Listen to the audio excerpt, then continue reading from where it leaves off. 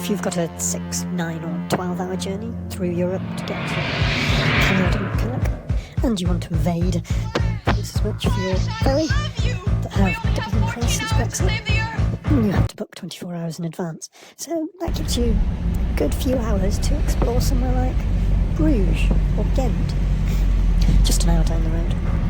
Bruges and Amsterdam were the original stock exchanges, really, around 1500. And the individualism of the architectural expression, people wanting permanence, and individualism before speculative estate building, like the Georgians. This was early, fairly ad hoc finance in Europe. The stock market meant there was money in Amsterdam and Bruges. These were early Netherlands provincial enclaves down now Belgium. Bruges is known for a beautiful weekend away. It's a very confident city, very young, vibrant, and there's a small square with 2 or 3 banging hardcore rave nightclub things in the corner where there's jailbait, age, gangs of girls go rushing in and out, and I'm trying to film the place. For the rest of my time there, it was difficult to avoid them. The young boys on their bikes arriving much later. The youth's freedom and safety makes it their city. Freedom and safety. Unreliable statistics I might was reading, of course, and I think it was widely accepted that they were in Roman times. There were about 7 million within the Roman Empire and 1 million outside the Roman Empire. These are Jewish population statistics.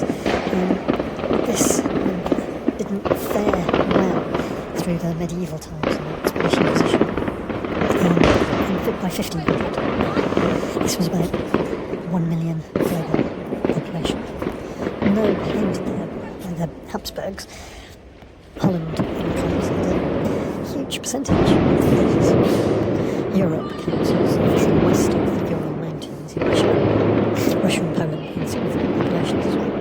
From 1960 to 2020, Europe has lost almost 60% of its Jewish population in those 50 years, mainly as a result of the collapse of the Soviet Union, which, after many Jews left Eastern Europe as borders opened, only about 9% of the global Jewish population now lives in Europe, compared with nearly 90% in the late 1800s, but similar to the proportion 1,000 years ago. In total, an estimated 1.3 million Jews live in Europe in 2020, about 0.1% of the continent's population. 2/3 of them live in France, the UK and Germany. The London-based Institute for Jewish Policy Research is where some of these figures are coming from, which attempts to give a comprehensive picture of Jewish populations in European countries. Jews have not only been an integral part of European history and culture, but actually one of its oldest and original component groups, says the report entitled Jews in Europe at the Turn of the Millennium. However, throughout history, the inherent weakness of a landless and powerless minority vis-à-vis territorially based societies and their constituted powers often put the Jewish people in a condition of dependency and instability, and translated into powerful ups and downs in the Jewish present. Between the end of the 18th and 19th century, 1700s and 1800s, the number of Jews in the world rose to more than 10 million and climbed further to 16.5 million on the eve of the Second World War. Most of the growth was in Eastern Europe, then America, and then Palestine and Israel. The murder of 6 million Jews in the Holocaust reduced the global population to around 11 million, radically disrupting what had been up to that moment the continuous build-up and transformation. 1880, 80% of the world's Jews lived in Europe. By 1945, this share had fallen to 35%, then to 26% in 1970 and 9% in 2020. Most of this decline happened in Eastern Europe, where the share of the global total fell from about 26% in 1945 to 2% in 2020. In the later decades of the 1900s, the opening of the doors of the Soviet Union meant that more than 1.8 million Jews left Eastern Europe between 1969 and 2020, resulting in a drastic shift in the Jewish population's centre of gravity from the east to the west of the continent. The study also reports that almost 70,000 Israeli-born Jews now live permanently in Europe, about 25% of these in the UK. The vast majority of European Jews, including 90% of British Jews, are not actively planning to emigrate to Israel or elsewhere. A minority of European Jewish families have more than 5 children, with the highest proportion, 24% in Belgium, which is a wealthy country which has a large ultra-Orthodox population. The lowest proportion, 5%, is in Poland, more left-wing politics amongst that part of the population. More than 3/4 of Polish Jews are married to non-Jews, but only 14% of Belgian Jews. Intermarriage has been a significant factor in the erosion of Jewish population size, as children in such families are often not brought up as Jewish. The UK Jewish population had the smallest proportion, just 4% of converts to Judaism, and Spain the largest, 25%. In every one of 12 EU countries, Jews were more pro-EU than the non-Jewish population. In Hungary, there was the biggest gap, with 51% of Jews saying they had a strong attachment to the EU, compared with 19% of the total population. There are also big gaps in Poland, Austria, Hungary. Having a Jewish affinity, no parents are Jewish, and then towards the other end of how Jewish are you, there's the ancestry that you need to be eligible for Israeli citizenship, where there is a higher female bloodline, ultra-Orthodoxy.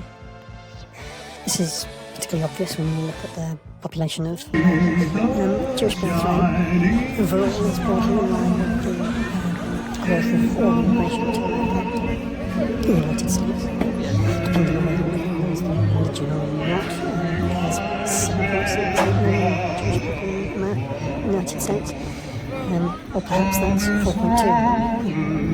2.4% of the population.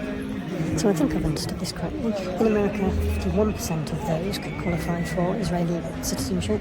Only 30% of Israeli Jewish people could, and 16% of European Jewish people could.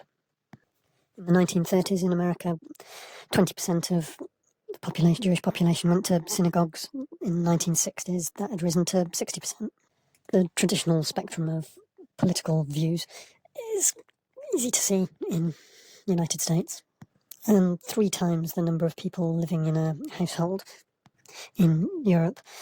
Before 1933, the 9.5 million Jewish people, that's 60% of the world population then, of 15.3 million worldwide, which is 9.5% in Poland and Russia, 2/3 in the east, that many moved west as the wall came down. New York and the eastern seaboard has by far the largest concentration in America. When you break it down to individual countries in Western Europe, UK about 0.65%, 0.3 million, a similar number for France, Netherlands twice as much. The whole of Iberia still a fraction at 0.02%. Southern Mediterranean Europe, it's very similar to Belgium in its percentage and number.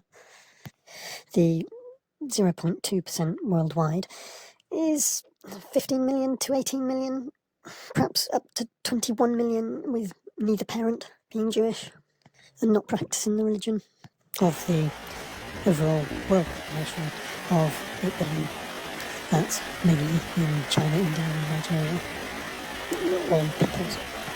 Of the 74% of Israelis that are Jewish, 500,000 of them live permanently in the United States.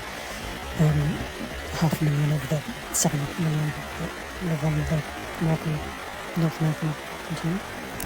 The world population needs 2.1 children per couple to maintain its level. There's a decreasing overall everyone world population decrease.